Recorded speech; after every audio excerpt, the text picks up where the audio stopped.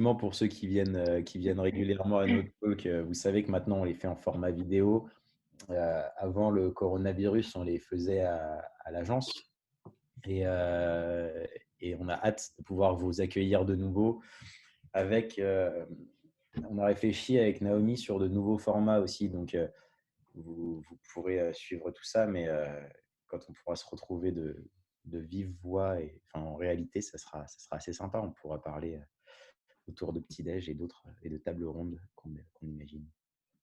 Effectivement, j'espère qu'on sera en mesure d'accueillir des personnes dans nos locaux bientôt. C'est pas forcément en bonne voie, mais bon, on espère. Restons positifs. Je vois que Sébastien, tu vois, dans la positivité, je vois que Sébastien nous a rejoint. Et bah, si ça vous va, on va pouvoir commencer, si tout le monde est OK. On va avoir des personnes qui vont nous rejoindre en cours de route, mais voilà, on va commencer quand même pour pas prendre trop de retard. Donc tout d'abord, merci beaucoup pour tous ceux qui nous rejoignent aujourd'hui pour ce premier talk de l'année. Nous, on est ravis de vous accueillir pour commencer à échanger donc, sur ce premier talk sur le prototypage UX. Pour les personnes qui ne nous connaissent pas encore, les Limpides Talks, donc comme l'a dit Cyril, hein, c'est des événements qu'on organise habituellement chez nous. Forcément, on s'adapte, on travaille plutôt sur un format webinaire. Mais voilà, en tout cas, on continue à vous partager nos expertises, nos retours d'expérience et ça, c'est toujours plaisant. Et aujourd'hui, donc, j'ai le plaisir d'accueillir Agathe et Sébastien, qui sont nos deux nouveaux animateurs et animatrices. Et donc, je vais vous laisser vous présenter si ça vous va, Agathe et Sébastien. Ok, très bien. Merci Naomi. Donc moi, je suis Agathe, donc je suis UI, UX designer à l'agence et je travaille sur plein de projets différents. Ça peut être du site internet à l'application mobile.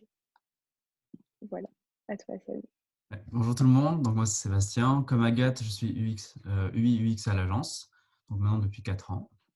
Voilà, je suis ravi de faire ce talk avec toute mon équipe. Cyril, est-ce que tu veux te présenter? Ouais, bien sûr, merci. Du coup, moi, je suis Cyril, je suis en charge de l'avant-vente plutôt sur les projets et des contenus avec Naomi. Et donc, dans l'idée, quand on va échanger avec des gens qui sont présents aujourd'hui et nos clients, on réfléchit avec l'équipe à formaliser un projet. Moi, j'accompagne à ce moment-là. Et après, je passe le relais aux consultants et aux chefs de projet qui vont travailler plutôt avec Agathe et Sébastien à la bonne réalisation des sujets qu'on traite à l'agence. Et donc moi, Naomi, donc je travaille également beaucoup avec Cyril sur le volet contenu. Je suis également en charge d'organiser ces événements et de manière plus globale, je travaille sur le développement de Limpide. Alors, si ça vous va, on est un peu nombreux aujourd'hui, ce qui est très bien. N'hésitez pas à poser vos questions tout au long de la présentation dans le chat. De mon côté, moi, je serai modératrice et j'interviendrai directement auprès d'Agathe et Sébastien pour qu'ils puissent répondre à vos questions. Euh, Cyril, est-ce que toi, tu veux présenter Limpide rapidement avant qu'on commence? Ouais, je veux bien avec plaisir. Et je lisais en même temps les messages qu'on voit dans le chat. Ça, en fait, c'est très marrant pour introduire justement ça, c'est que le format vidéo webinar, ça faisait longtemps qu'on voulait le lancer. Et le contexte actuel nous a un peu poussé, nous a forcé la main. Et c'est très bien parce qu'on travaille, Limpide, nous on est basé à Paris. Par contre, on travaille avec la France entière et des clients à l'international. Et ce format vidéo-là, c'est même quand on refera de l'événementiel, on pourra le continuer, enfin on voudra le continuer, parce que ça nous permet de toucher justement Bordeaux, Lille, Lyon, je vous vois dans le chat. Et du coup, c'est vraiment une volonté de… le digital n'a pas de frontières, quoi, donc on peut le faire. Et Limpide, juste pour présenter rapidement la boîte, on a créé la boîte en 2011, donc là, on a fêté nos 10 ans cette semaine, enfin la semaine dernière. Et donc, on réalise 2 millions de chiffres d'affaires à peu près par an. Et le Covid nous impacte peu en termes de résultats, on a quand même vu une petite baisse d'activité, mais plus sur des objectifs de croissance. Donc, on a stabilisé et donc on s'en sort plutôt bien. Et ça nous a permis aussi d'innover sur les contenus. On partage beaucoup nos retours d'expérience, nos retours projets, notre expertise à travers les webinars comme aujourd'hui, les interviews. C'est un nouveau format qu'on a lancé l'année dernière pendant le premier confinement et qui a bien pris. Je vous inviterai à aller voir nos replays. Le blog, qui est un blog dédié à l'UX qui fonctionne très bien, qui a des super stats et on en est très content, qui est un fort levier pour nous RH, qui nous permet de recruter des gens. Et donc après, pour revoir sur les KPI, on est une trentaine, 2 pôles d'expertise chez Limpide. Le premier, c'est celui qui va vous intéresser aujourd'hui, c'est l'UX, le User Experience. Donc, on vient travailler sur tout ce qui est analyse data, comportementale, interview des utilisateurs. On va comprendre qui sont les utilisateurs pour pouvoir leur proposer une expérience avec d'abord une phase de prototypage et ensuite on lance complètement un projet. Notre second pôle, Brand Experience, c'est plutôt les métiers de la communication, tout ce qui est expérience de marque, créer un univers, faire vivre une marque. Et bien sûr, ces 2 pôles sont liés puisque un produit digital a souvent besoin d'être alimenté, de vivre, d'avoir une communication. Et donc, on peut vous accompagner sur toute la chaîne de valeur. Et maintenant, je vais laisser la main à Sébastien et Agathe pour la présentation de notre thématique aujourd'hui. On va vous parler du prototypage UX. Donc là, nos 2 offres et le prototypage UX avec cette question: comment le prototypage fait-il gagner du temps et donc de l'argent à nos clients? Je vous laisse la parole, les amis. Exactement. Merci Cyril. Alors tout d'abord, merci à tout le monde d'être présent. On est ravis aujourd'hui avec Sébastien donc, de parler prototypage avec vous, tout d'abord parce que c'est quelque chose qui nous tient vraiment à cœur à l'agence. Donc qu'est-ce que le prototypage en fait? C'est tout simplement un moyen qui va nous permettre de visualiser des expériences utilisateurs de manière optimale. C'est un processus très important dans l'étape de création d'un produit digital et c'est quelque chose, comme je vous le disais, qui nous tient vraiment à cœur à l'agence et qu'on fait sur tous nos projets. Voilà.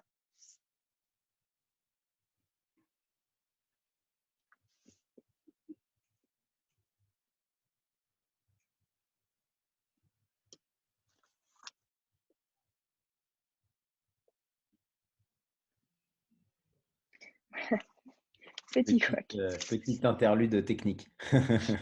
C'est bon, c'est bon. Alors, tout d'abord, le prototype.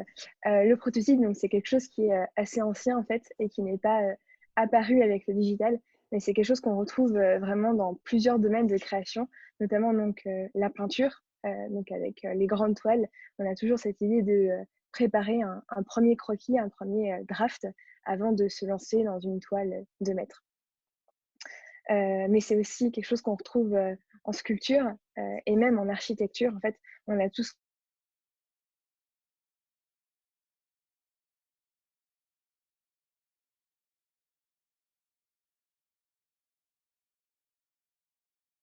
c'est quelque chose qui permet, donc, c'est une étape importante dans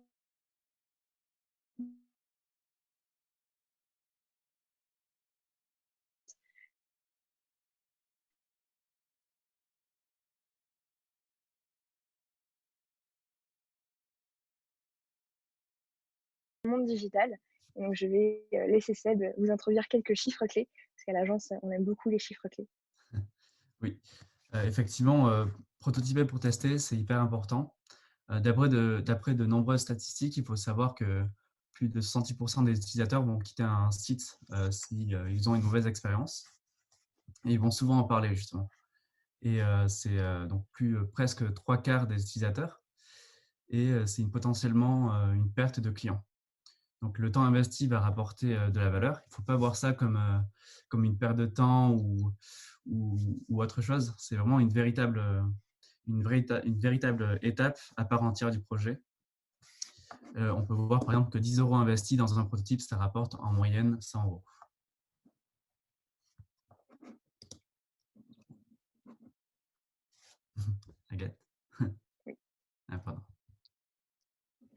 Euh, donc, on sait donc que le temps qu'on prend en fait pour créer ce prototype, c'est vraiment du temps que l'on va investir en fait dans cette étape et qu'on va retrouver après tout au long du projet. Donc, c'est vraiment mettre en place une belle et une bonne expérience utilisateur qui va donc apporter de la valeur à notre projet. À l'agence, on distingue 3 types de prototypes. Donc, le prototype UX ou Low Fidelity Digital, le prototype UI, High Fidelity Digital, et le prototype donc de code qu'on va retrouver en fin de projet.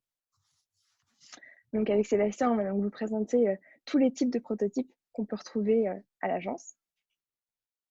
Effectivement, le premier et le plus simple, c'est le croquis. En fait, c'est hyper accessible. Il suffit d'une feuille et d'un crayon et c'est parti. On va pouvoir mettre des intentions, dessiner des maquettes, mettre du texte.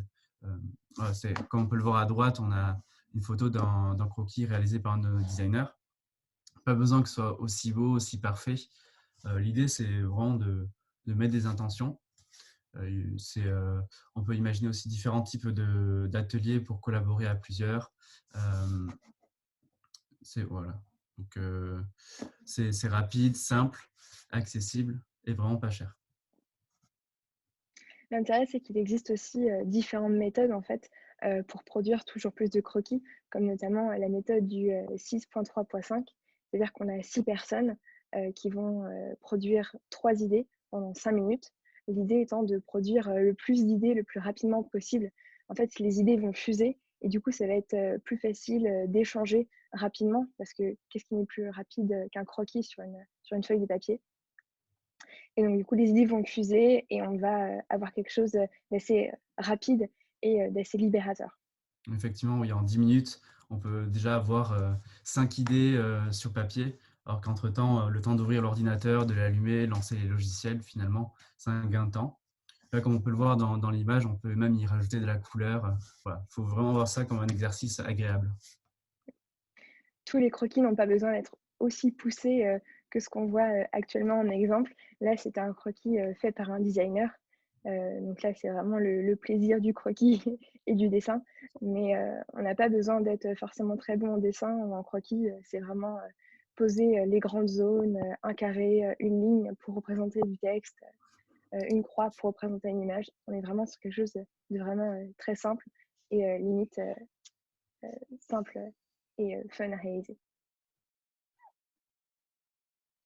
On a ensuite en prototype UX le wireframe.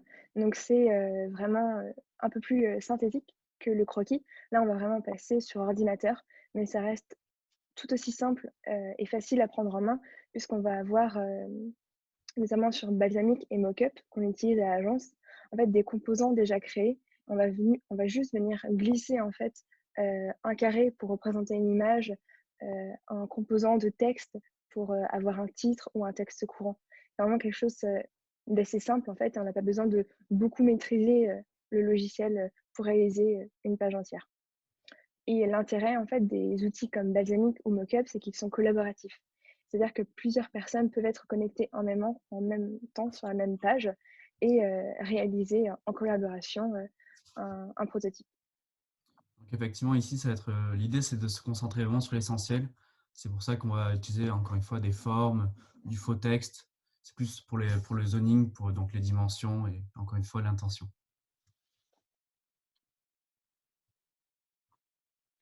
Donc après, on peut réaliser des mock-ups et des prototypes. C'est quelque chose d'un peu plus poussé, comme on peut le voir à droite.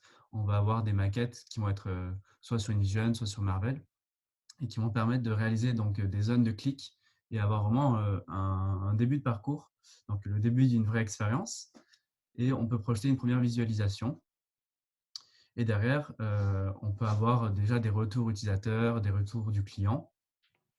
On essaie de travailler avec du vrai contenu si possible, ou du moins l'équivalent en faux texte ou en image.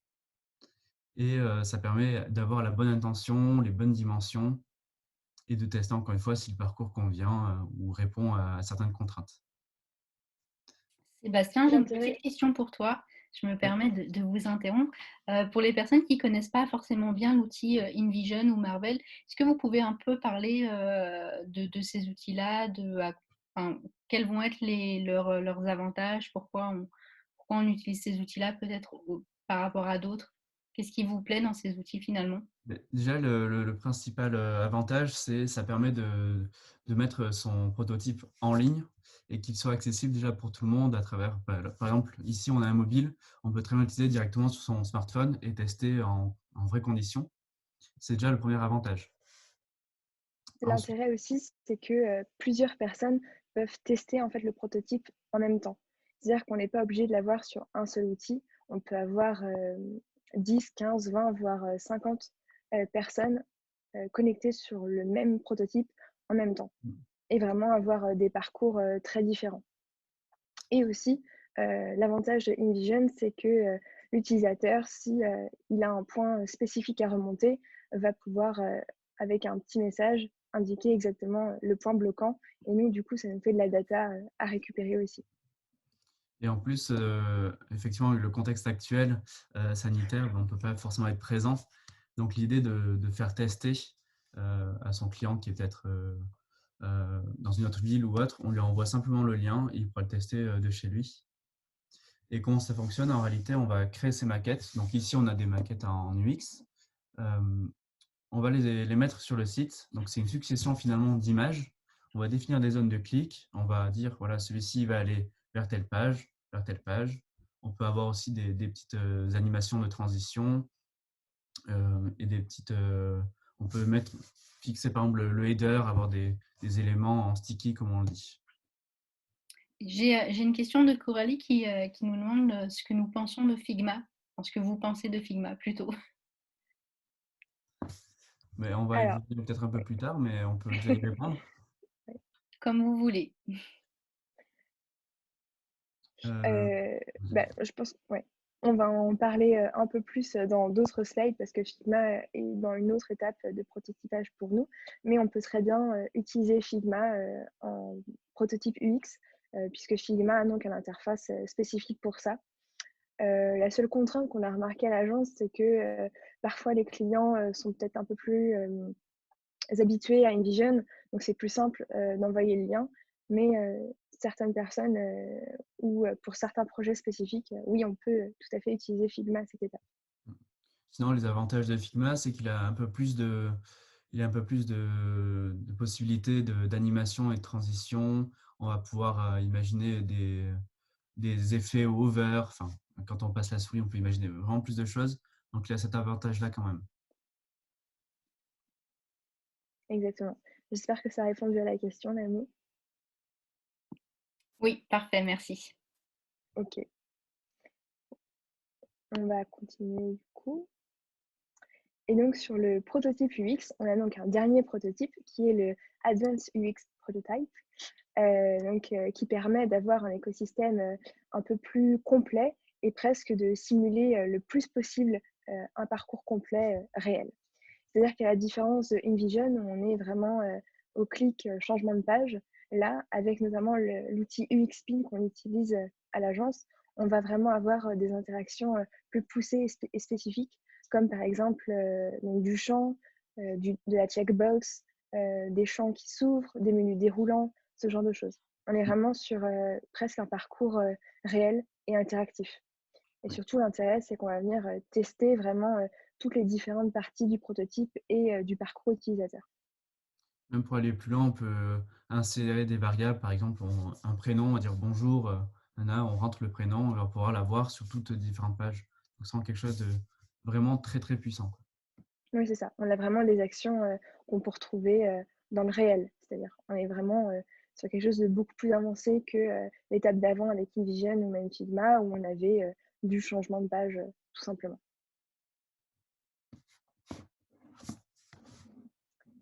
Mais du coup, en plus donc, de tout le prototype UX, on a aussi donc, le prototype UI, qui cette fois-ci reprend un peu plus les codes de la direction artistique.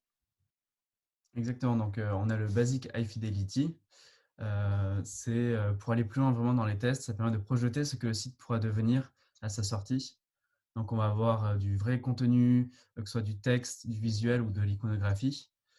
Ça va permettre vraiment de se projeter et de tester le contenu. Et effectivement, savoir si par exemple c'est accessible au niveau des couleurs, est-ce que la taille de typographie va être assez lisible avec le fond, ou même dans les menus si c'est cliquable. C'est ce qu'on fait souvent, mais comme on peut le voir avec InVision ou même Figma. L'avantage, c'est que c'est rapide et collaboratif. Ça va permettre du coup à nos clients de vraiment, ou même des utilisateurs, de vraiment se projeter et de mieux comprendre les intentions de design.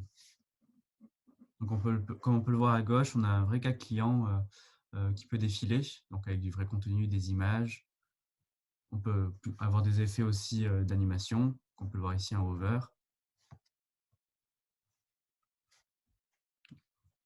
Voilà.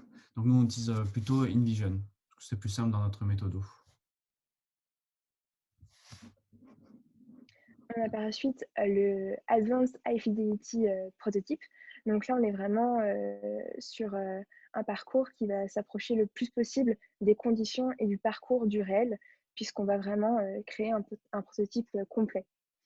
L'intérêt de cette étape, c'est que notamment sur le mobile, comme vous pouvez le voir ici à gauche, donc, qui est un cas client de l'agence, ça permet vraiment de tester toute la gestuelle mobile. En fait, est-ce que, par exemple, les champs sont assez grands? Est-ce que le bouton est bien positionné? Est-ce que la taille de texte est assez grande, assez compréhensible? Est-ce que le champ prend bien toute la partie de l'écran? Est-ce que le bouton est bien situé dans la ligne de flottaison? Donc ça permet vraiment de comprendre et de tester des fonctionnalités beaucoup plus avancées et beaucoup plus fines que d'autres prototypes. Donc nous, à l'agence, on utilise beaucoup le logiciel UXPin, donc notamment pour ce prototype-là, mais aussi Protopie ou Anima. Agathe, j'ai une petite question pour toi. Est-ce que tu peux clarifier la différence entre UX et UI, s'il te plaît? Oui. Alors, UX, c'est vraiment toute la réflexion qu'on va avoir sur l'expérience utilisateur. Expérience, le X, utilisateur, U. C'est vraiment, on peut imaginer ça comme une maquette en noir et blanc. C'est-à-dire qu'on va avoir toutes les zones chaudes, on va avoir un carré gris pour symboliser une image, on va avoir des lignes droites pour symboliser du texte. C'est là vraiment où on va comprendre et on va se dire, il faut absolument mettre le bouton à cet endroit, il faut que le titre H1 arrive à cet endroit-là, on aura une image ici, etc., etc. En gros, c'est vraiment la structure en fil de fer, si je puis dire, de la page. Alors que lui, c'est donc tout le travail sur l'interface utilisateur. On va vraiment plus s'attarder sur le sentiment et l'émotion que va avoir l'utilisateur lors de sa découverte du parcours du produit, en fait. On va vraiment travailler sur quelles couleurs on va amener, quelles images je vais ajouter dans ma création, quelle typographie je vais utiliser. On est, si je peux schématiser un petit peu, vraiment sur toute l'enveloppe, tout le beau, le visuel d'un site. On est vraiment sur ce qu'on appelle donc la direction artistique. Si on peut imaginer, c'est un peu le UX, c'est un peu le squelette Oui. du projet. Et l'UI, ça va être toute l'enveloppe, voilà, tout le corps quoi, du produit. Voilà, j'espère que c'était assez clair. Très belle métaphore, Sébastien. C'était parfait. Ok. Et donc, pour pousser un peu les prototypes, enfin, ou même beaucoup, on a la micro-interaction. Donc là, c'est vraiment pour le wow effect. C'est pour amener de l'émotion et c'est vraiment pour ramener des comportements qu'on ne peut pas avoir avec des prototypages simples. Voilà, comme on le voit sur la gauche, c'est des effets. Quand on clique, il y a des déplacements, la couleur elle va changer. On a la chaussure qui peut se lever, des formations quand la souris elle passe. Donc là, c'est vraiment pour le côté plus de l'interaction. Et ça a différents avantages. Déjà, le premier, c'est pour que le client puisse se projeter, comment ça fonctionnera, est-ce que ça lui convient, mais aussi pour les développeurs. Effectivement, ça va permettre de faciliter l'échange et d'être sur la même longueur d'onde sur ce qui doit être réalisé, si c'est faisable aussi. Voilà, c'est vraiment les avantages de la micro-interaction. Donc, en termes de logiciel, nous, on va plutôt utiliser After Effects ou Principle. Donc là, on est plus sur de la maquette de conception et voilà, c'est vraiment des animations vidéo. La possibilité, c'est aussi de réaliser avec du développement. Encore une fois, là, on est plus dans une phase de prototypage, donc c'est vraiment le gain de temps. Donc, c'est plutôt After Effects ou Principal. L'avantage, c'est que on va pouvoir l'utiliser avec nos logiciels de conception comme Sketch, par exemple. Principal va permettre de faire un pont. Donc, il existe aussi des petits plugins pour passer de Sketch à After Effects. Oui, vraiment, les micro-interactions, en fait, le but, c'est pas de prototyper toutes les micro-interactions qu'on va retrouver dans le site, mais vraiment 2, 3, voire 4 grosses parties du site. C'est ce qu'on va appeler le wow effect, qui est vraiment recherché chez le client et vraiment dans l'expérience utilisateur. On va vraiment ramener des sortes de petits moments en fait d'enchantement et vraiment ramener de l'émotion en fait dans le design. Oui, effectivement, ça, comme tu disais, ça n'a aucun sens de faire sur tout le site. Encore une fois, l'idée, c'est de gagner du temps et donc de l'argent. Donc, on ne va pas le faire sur, sur le site entièrement. Voilà. Ici, on l'a seulement sur la partie header. On peut l'imaginer sur différents types, mais effectivement, ça peut être décliné pour tout. Exactement. Donc là, tout ce que nous vous avons présenté, donc c'est toutes les méthodologies de prototype qu'on utilise à l'agence, mais bien entendu, à part dans le meilleur des mondes, on ne réalise jamais toutes ces étapes du prototype. En fait, toute la méthodologie de prototypage, elle est adaptative en fonction des projets et des contraintes qu'on a en face de nous. C'est-à-dire que, par exemple, sur un projet, on va peut-être faire une phase de sketch, donc de croquis, et après passer sur un prototype UX, puis directement en code. Ou alors, on peut aller d'abord sur un prototype UX, puis UI, et ensuite passer à l'étape finale de code. Vraiment, l'idée, c'est pas de tout faire, parce que ça serait beaucoup trop monumental et ça prendrait beaucoup trop de temps. Mais l'idée, c'est vraiment de choisir 3-4 étapes et de bien les choisir en fonction des contraintes du projet. Et du coup, donc, 5 bonnes raisons de prototyper votre expérience. Alors, le premier, ça va être de valider rapidement des concepts. Donc, ça va être d'aller à l'essentiel, de déterminer au plus tôt ce qui fonctionne ou non. Voilà, c'est d'avoir des idées disruptives. Comme on dit, less is more. C'est de vraiment d'épurer le parcours et de se concentrer sur ce qui répondra aux besoins. Donc, finalement, c'est un gain de temps. En deuxième étape, on a donc tout l'axe collaboratif et de co-construction. L'idée, c'est vraiment de créer un moment sympathique et surtout de stimulation collective, en fait, que ce soit entre les équipes internes et externes.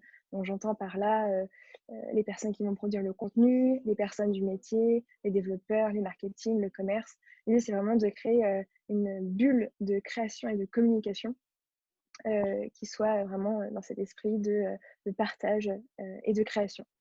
Et toute cette étape, justement, de co-construction, c'est vraiment quelque chose qui est intéressant de mettre en avant et sur lequel il faut communiquer, puisque ça représente une démarche d'innovation et de construction, et c'est quelque chose qui valorise vraiment le travail interne et externe d'une entreprise.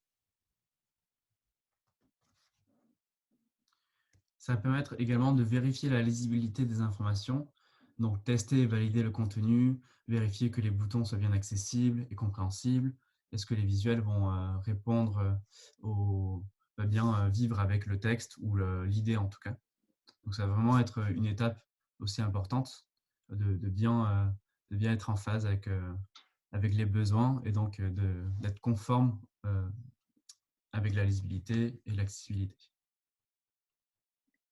Et le prototypage permet aussi donc, de définir les différentes priorités du design, c'est-à-dire que ça va nous permettre de prioriser sur ce qui est le plus important, ça va nous permettre eh bien, tout simplement de faire des choix, mais aussi parfois de simplifier un parcours.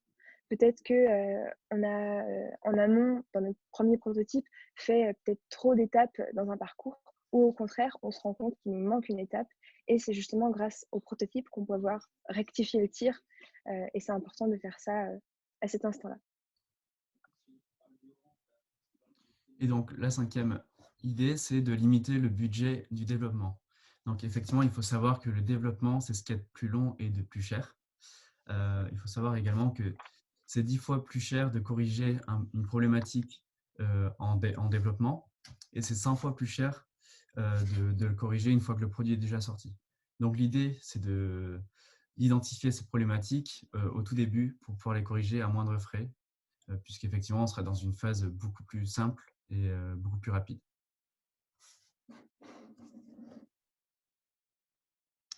Donc, les tests utilisateurs, effectivement, c'est bien beau de faire des prototypages ou des prototypes, mais qu'est-ce qu'on en fait? Comment on va pouvoir exploiter leur potentiel? Tout simplement en réalisant des tests utilisateurs. Donc, à quoi ça sert? Ça va déjà, dans un premier temps, être utile pour récupérer des informations, répondre à des questions. Et puis, pas besoin que ce soit compliqué. Ça peut être tout simplement avec votre collègue qui est sur votre gauche, votre entourage ou même le client lui-même. Il existe même différents types de plateformes telles que Maze, Testapic, même Marvel maintenant, qui va permettre de définir une cible type et d'avoir des utilisateurs qui répondront parfaitement aux besoins. Et derrière, on va pouvoir récolter de précieux éléments, de précieux retours, et de générer des comptes rendus qui vont permettre de corriger des problématiques ou même d'appuyer ou argumenter des principes. Effectivement, 85% des problèmes peuvent être détectés en effectuant un test utilisateur sur un groupe de 5 personnes. Donc, c'est énorme. Et c'est là toute l'idée du prototypage et tout l'intérêt.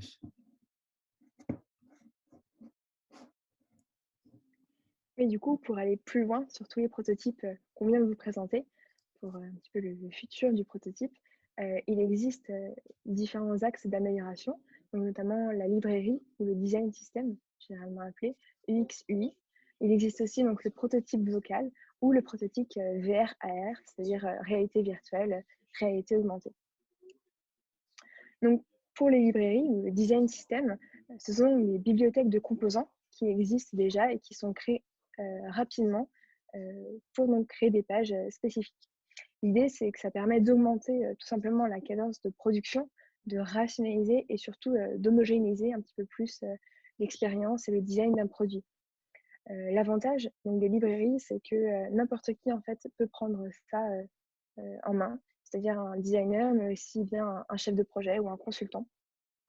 Comme les blocs en fait sont déjà créés, c'est-à-dire qu'on a juste en fait à drag and dropper, à glisser dans notre page un texte ou un champ, un bouton, un checkbox. Tout est déjà créé, c'est presque du puzzle en fait pour recréer la page que l'on imagine. À l'agence, on propose pour vraiment réaliser ces librairies Studio, Figma ou bien Sketch ou encore Adobe XD. On a une grosse préférence en créa, n'est-ce pas Seb, avec Figma et Sketch. Mais ça, c'est propre à nous-mêmes et l'idée, c'est de tester un petit peu tous les outils en amont et voir ce qui vous convient le plus.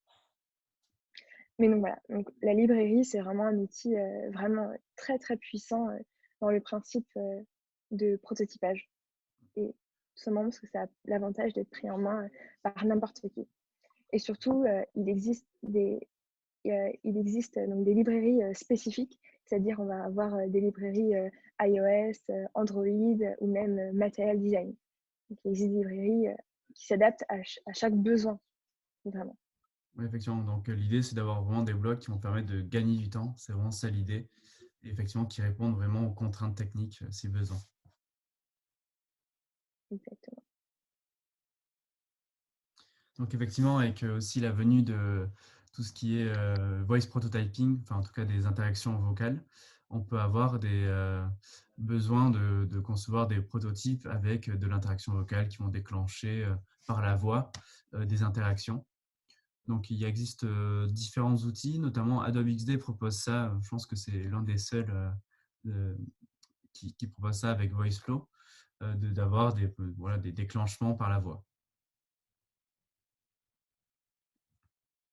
Et pour aller toujours plus loin dans le prototype, et notamment maintenant, donc avec tout le contexte sanitaire, il existe de nouvelles solutions comme Spatial qui permettent de prototyper en réalité virtuelle et réalité augmentée.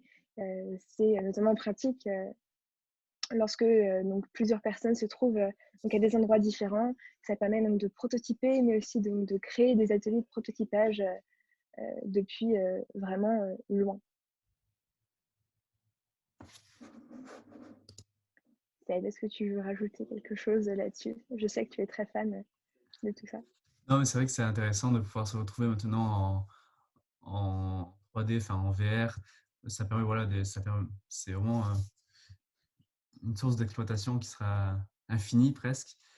Ça permet d'avoir même accès à des choses qui n'étaient pas vraiment disponibles maintenant. Donc effectivement, avoir des rendez-vous à l'autre bout du monde, c'est intéressant.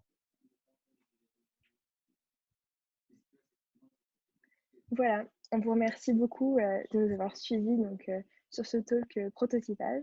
Et surtout, si vous avez des questions, n'hésitez pas. Alors, il y en a, et moi j'en ai compilé plusieurs parce qu'on en a eu pas mal là ces 2-3 dernières minutes. D'accord. Agathe, tout à l'heure, je crois que c'est toi qui présentais, quelqu'un nous posait la question de comment on fait pour définir quels éléments doivent être gérés par tel ou tel outil. Alors, c'est-à-dire si on va choisir par exemple InVision ou Figma ou Sketch, j'imagine que c'était ça la question. Ouais, Et bien exactement. en fait, au fur et à mesure d'utiliser ces outils, on commence un petit peu à savoir à quelles étapes en fait ils vont être nécessaires. Et du coup, on sait que si on veut faire tester par exemple un plus grand nombre de personnes et en ayant des retours, on va sûrement s'orienter vers un logiciel de type InVision. Si on veut vraiment montrer du prototype un peu plus poussé, on va dire, on va plus s'orienter sur un prototype Figma, voire même Sketch. Encore une fois, si on veut quelque chose de presque sur mesure, qui n'est créable que par nous, puisque c'est nous qui l'avons imaginé, on va vraiment avoir des logiciels comme After Effects ou Printable. En fait, tout dépend du type de prototypage qu'on veut faire. Effectivement, si ça va aussi dépendre beaucoup du budget alloué au projet. Effectivement, si on n'a pas un budget, une grosse enveloppe pour du prototypage, on ne va pas non plus débloquer de la 3D, de la VR, ça n'a pas vraiment de Oui, bien sens. sûr. Et effectivement, aussi, ça dépendra aussi des logiciels que tu maîtrises. Si tu utilises par exemple Figma, l'avantage c'est qu'il a un peu tout réuni. Il va permettre de faire des maquettes, que ce soit en En UX cloning ou en ou UI. en wireframe ou en design. Derrière, tu peux pouvoir prototyper dedans. Et l'avantage, c'est que le workflow, il est optimisé parce que tu vas, depuis la maquette, faire tes clics, tes interactions. Mais comme disait Agathe, effectivement, après, tout dépend de la granularité que tu veux. Si tu veux vraiment un truc sur mesure, effectivement, tu vas passer par des logiciels plus poussés, quoi. Mm. J'ai une question de Valentina qui nous disait tout à l'heure, est-ce que vos clients arrivent à discuter sur un prototype low fidelity? Car selon son expérience, les clients avec qui elle travaille exigent plutôt de commencer, enfin presque de commencer en high fidelity. Alors, c'est vrai que le low fidelity, c'est quand même assez important parce que, enfin pour nous à l'agence, c'est quand même assez important parce que c'est une première étape qui permet aussi aux clients de définir le type de contenu qu'ils souhaitent. Ça permet surtout de créer, comme le disait très justement Sébastien, le fil de fer en fait, le chemin que va prendre une page. Et surtout, l'étape de low fidelity en fait, va permettre aux créateurs de contenu, donc tout ce qui est texte, etc., de voir ce qu'il va avoir à produire. Donc c'est une étape qui est vraiment importante, notamment donc, pour la création de contenu. En réalité, le parcours que tu puisses faire, enfin, du moins le prototype que tu peux faire en UI, en UI, tu peux très bien le faire malgré tout. Seulement, ça va être beaucoup plus long pour toi de Mm. retravailler tout le parcours, tous les comportements que tu peux avoir très simplement avec des rectangles en noir et blanc. Tu pourrais très bien le faire en design, seulement ça va être plus long. Et le plus gros défaut, c'est que ça peut fausser le jugement. En fait, une couleur, une forme va peut-être pas plaire et la personne que tu auras en face va pouvoir peut se bloquer parce que effectivement, il n'aime pas les bords arrondis ou une ombre portée. L'idée, voilà, c'est vraiment d'enlever tout ce qui est Trop visuel en fait. c'est ça, effectivement. Top, merci pour info. J'étais en train de répondre un peu à toutes les D'accord. les sollicitations sur le chat. Pour information, hein, si ça vous intéresse, on forme hein, sur la méthodologie de prototypage. On crée des POC aussi régulièrement, donc n'hésitez pas à prendre contact avec moi, avec Cyril, pour qu'on puisse discuter de tout ça. Cyril, est-ce que toi, tu as quelque chose à rajouter? À rajouter, pas forcément. Je vais vous remercier. C'était très complet et merci à l'équipe Limpide pour la présentation. Merci aux spectateurs pour toutes vos questions et vos remarques qui font plaisir. C'est vrai que dans le monde du travail, quand on souligne la satisfaction comme vous le faites dans le chat depuis tout à l'heure, ça fait plaisir avoir des compliments et tout ça. Et c'est aussi pour ça qu'on le fait, hein, ce format-là. Et n'hésitez pas, comme disait Naomi, nous vraiment les talks, c'est un levier pour pouvoir rencontrer des gens. Et à l'issue de ça, ça nous permet de faire du rendez-vous avec vous pour vous présenter limpide les projets, ce qu'on a réalisé chez des groupes, des startups, des PME. Et on forme aussi. Donc, n'hésitez pas à nous contacter. On est vraiment dans le partage. Et malheureusement, ça se fera en visio, je pense, pour l'instant. Mais on a hâte de vous revoir sur